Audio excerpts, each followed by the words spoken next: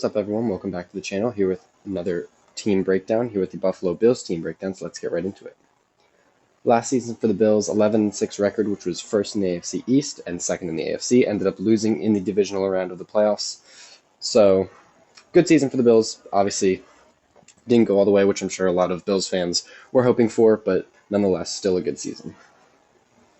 Looking at how the team has changed, starting off with the losses, it is kind of a lot, and there are some relatively important players here.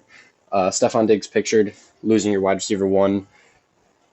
Yes, at the end of last season, the production went down pretty substantially, but it's still going to be a loss in that offense. And then, otherwise, offensively, losing some running back depth, not too big of a deal. Losing Mitch Morse on the offensive line, also not huge. However, on the defensive side of the ball, they did lose a lot. The secondary and the defensive line really took hits, losing both your starting safeties in Micah Hyde and Jordan Poyer. Also, losing Trey White, who obviously hasn't been on the field much due to injury, but it's another player that they're losing. And then a lot of defensive line depth. Linval Joseph, Shaq Lawson gone, as well as Tim Settle, and then also Leonard Floyd in the front seven. So it is just a lot of depth pieces being lost. One of your best offensive playmakers is gone, and as I said, the secondary and defensive line definitely took hits. Looking at the additions, they did a lot to address the wide receiver room with additions such as Curtis Samuel, Marquez Valdes-Scantling, Chase Claypool, and Mack Hollins. And while I do like the receiving room that they have created, also have Khalil Shakir coming into his second year, I do like the room. However, it's not a top-tier receiver room at all. I would say wide receiver is still a weakness of the team, even though it's a group of guys that I like. Also, adding Mitch Trubisky, backup QB. Addressing the secondary a little bit with Mike Edwards at safety. It's something, but it's still not a lot.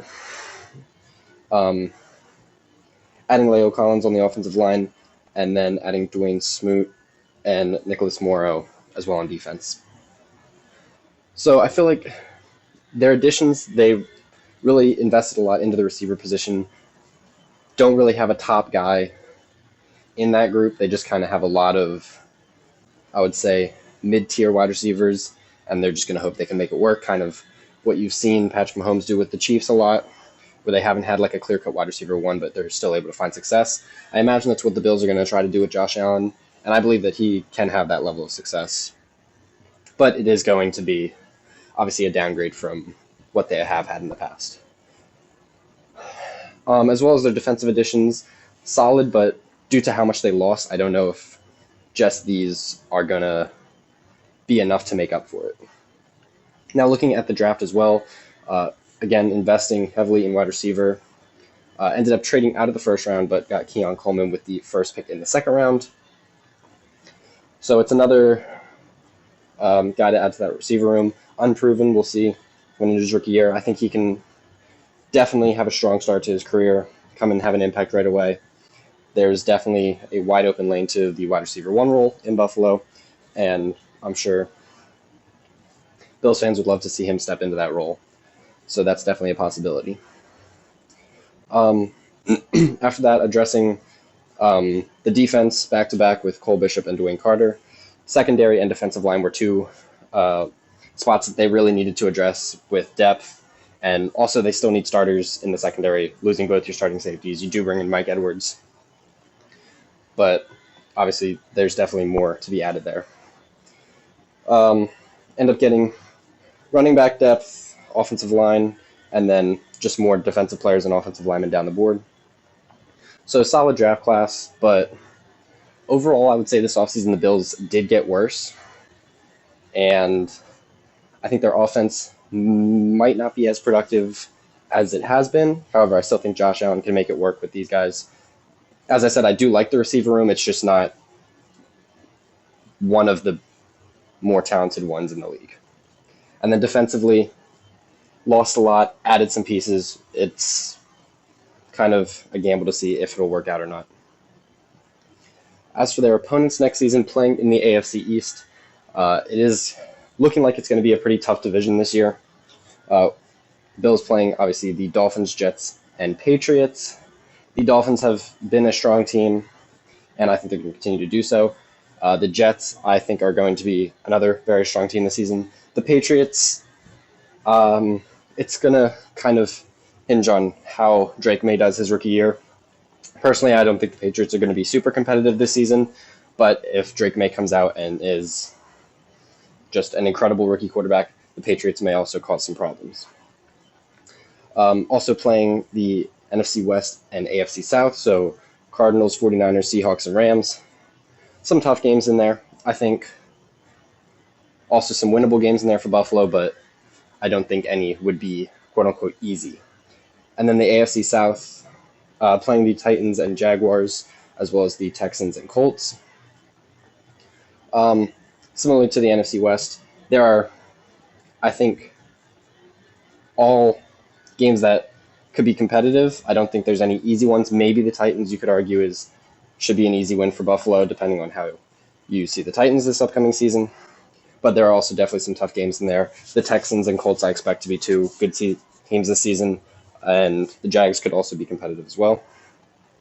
And then in addition to that, the Chiefs, Ravens, and Lions. That is a very tough 3 games right there. Honestly, playing the Chiefs, Ravens, Lions, and Texans, maybe playing, well, I would say you are playing 4 of the best teams in the NFL, so it is a tough schedule this season for the Bills. Looking at their ceiling, I have it 11-6, which is where they performed last year. I think the team did get worse, but if everything goes right, they can match what they did last season. In this scenario, I have been splitting the Dolphins and Jets while sweeping the Patriots, and then beating the Cardinals, Jaguars, Chiefs, and Titans at home while losing to the 49ers. That home loss, you can swap between the 49ers or Chiefs, I think. In a ceiling scenario, they'd lose one of those games. And then looking at the away games, I have them beating the Seahawks, Rams, and Colts while losing to the Texans, Lions, and Ravens. On the other side of things, I have their floor at 8-9, which, yes, this is the Buffalo Bills, and I am projecting them to have potentially a losing record, but it is just their floor, and it is a tough schedule. And it is a team that I think is not as strong as what people have come to associate with the Bills. I think that they're coming into the season weaker than where they have been, and with a tough schedule, they could end up performing below a lot of people's expectations in a floor scenario, I will clarify. So in this scenario, I have them splitting all the division games and then beating the Cardinals, Jaguars, and Titans at home while losing to the 49ers and Chiefs, and then beating the Seahawks and Rams away while losing to the Texans, Lions, Ravens, and Colts. As for my prediction for the Bills next season, I do have it much closer to that ceiling at 10-7.